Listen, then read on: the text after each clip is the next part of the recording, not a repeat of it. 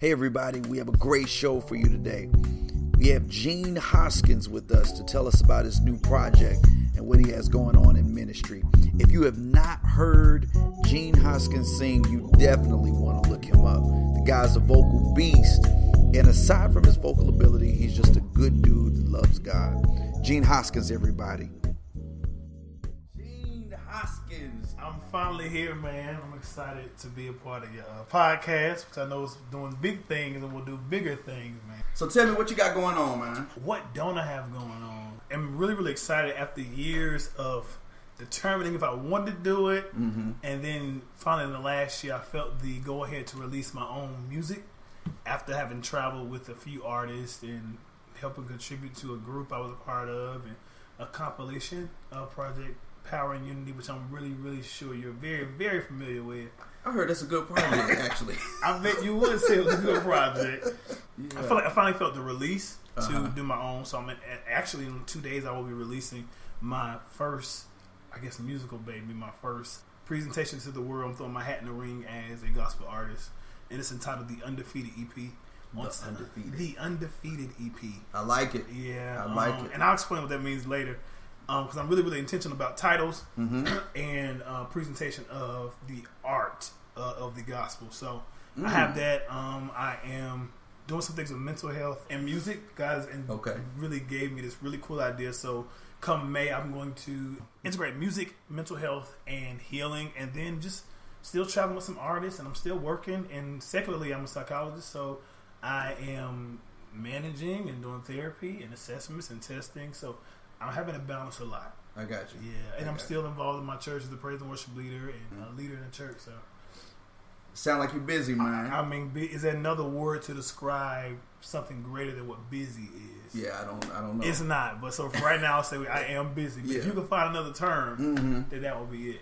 So you said the name of the project is The Undefeated. The Undefeated, right? And so it's kind of like a two-way title, right? So I'm an advocate. So as a praise and worship leader, I really love bragging on God. And as a Christian, I love bragging on God because I feel like we're the only religion that can literally say that our God is alive and can do anything. And I believe that we have proof. Just historically we have proof, and then individually we have proof with our history with God. And so one of my lyrics in the title track say, throughout history you will see there's been no defeat, only victory. And so I really like bragging on the fact that God is the undefeated one.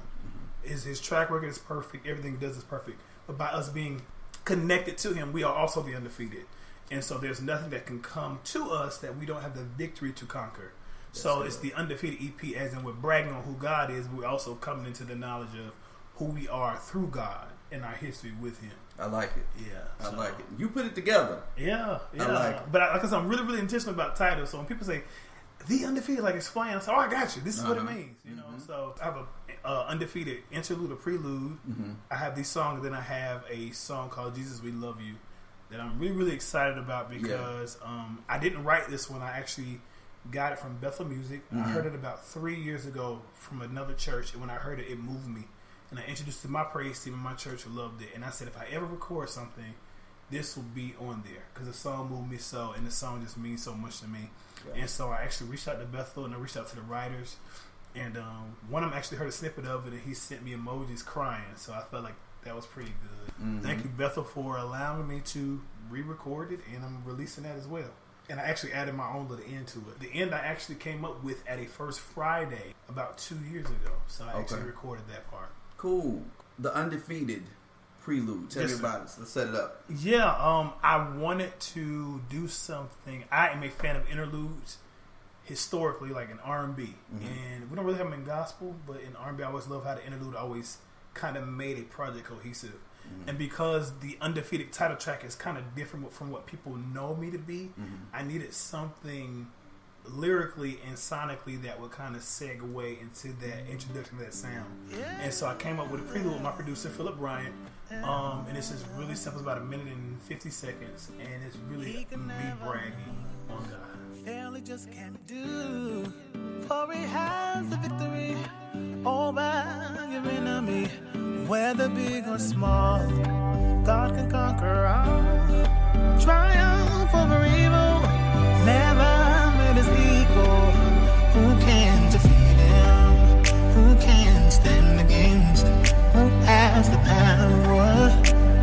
undefeated. Yeah. Who can defeat him? Who can stand against? Who has the power? He's undefeated. He's undefeated. Yeah. Never lose. Undefeated. We put all our trust in you. Yeah. You're the God who pulls us through. He's undefeated. How'd you get linked up with Philip Bryant as your producer? Philip Bryant. So that's interesting. I was an undergrad at UNC from 2005 to 2009. And a few people, this is when he was in Fayetteville. He was in Fayetteville and he had a group. But I remember hearing him sing and his gift. I was like, he ain't really a North Carolina talent, although he's a North Carolina boy. Mm-hmm. And I remember being just pretty much like floored by his thinking while he was singing. Okay. Years later, I saw him again at a John B. Key. Again, I didn't know him. I kind of admired his gift from afar. Mm-hmm. He was singing with Little Mo, and I knew some other people that sang with him. And then flash back to 2018. What year is this? 2017. Okay. I end up doing a feature on a friend's project, Charles Clark, and he was the producer. And I sang, and he was like, "Oh my gosh, man, you cold." I was like, "Well, appreciate it, but I've always been a fan of yours since this time." So I started listening all the times I heard him. He's like, "Okay, wow, like you really?" He said, "That's Black History, man." I said, "Man, yeah." And so he said, "If you're ever interested in the album, let me know." Interestingly enough, I had actually felt the release to do an album almost a week before that. Oh wow! And so I hit him up the very next day. I said, "Well, it's funny you say that. It's funny I ran into you." Because I always had desire to work with you, or it was maybe you or another person, and I said I feel the release. He said, "Let's make it happen." We had a phone conference later that week. I had a production contract within a few days. I was in the studio top of 2018. Wow, you ain't waste no time. No, and I'm a firm believer. Once you get the release, there's a grace to do it. Mm-hmm. Go ahead.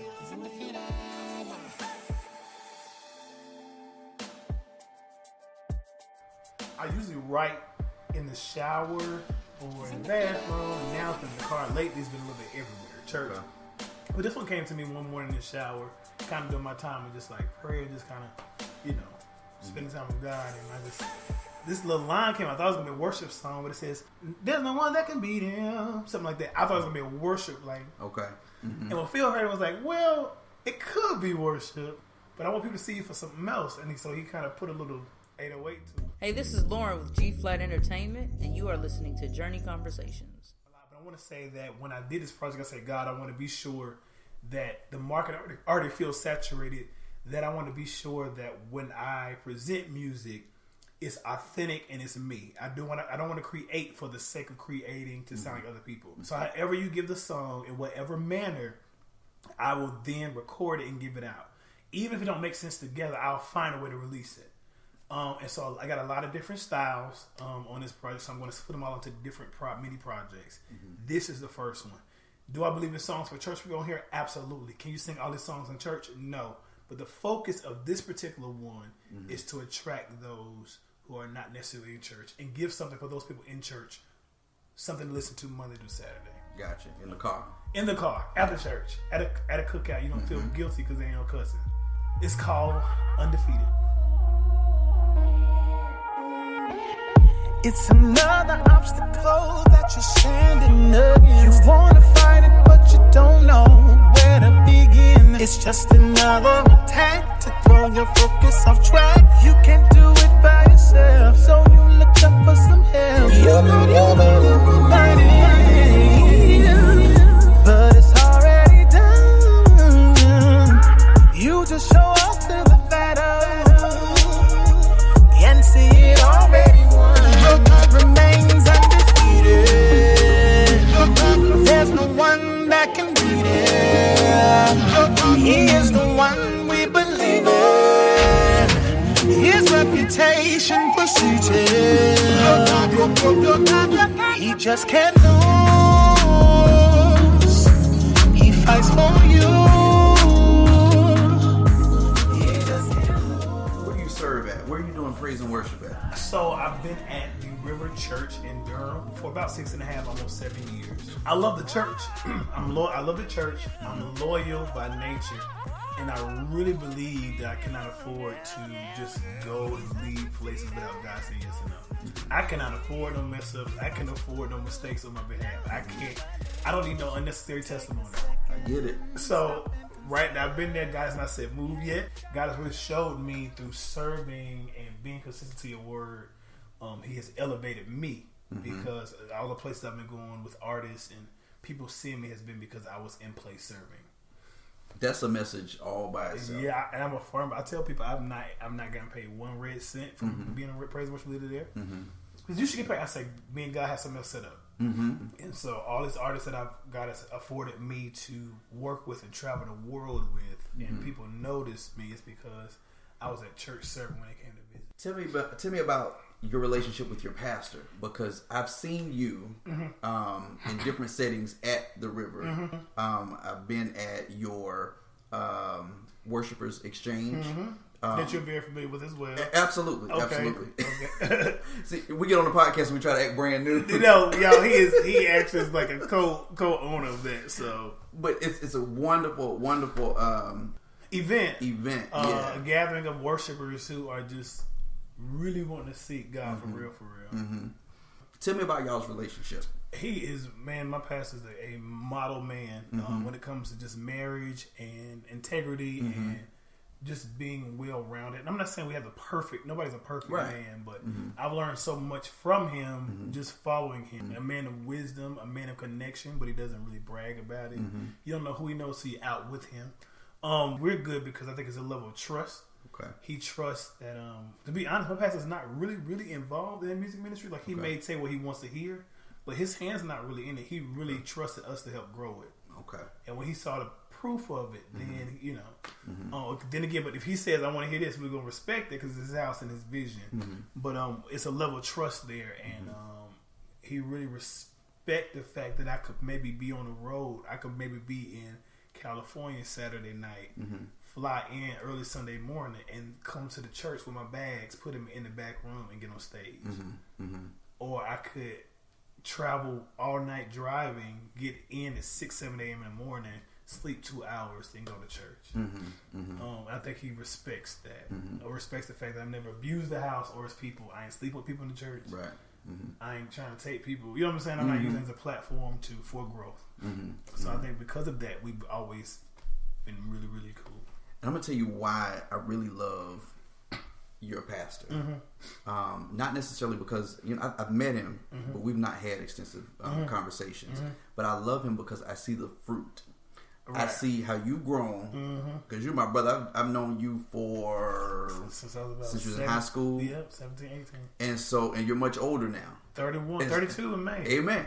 And so I've seen growth in you. Yeah. But then also people like Angie Toon. Yeah. Though the members there, when I come, they don't really know me like that. Yeah. But they greet me with open arms. Yeah. And I get the feeling that they treat everybody like that.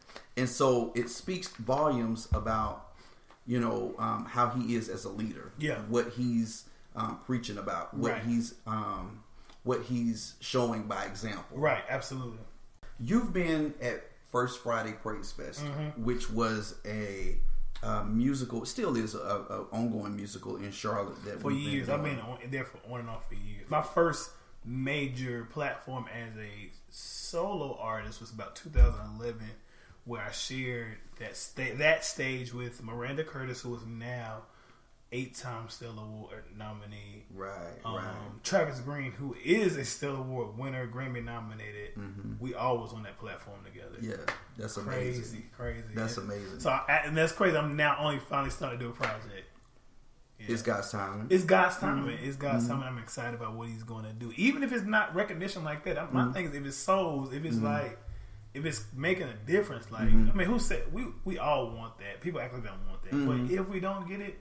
If I don't get it, I was already in my mind pleased with what I'm going to give.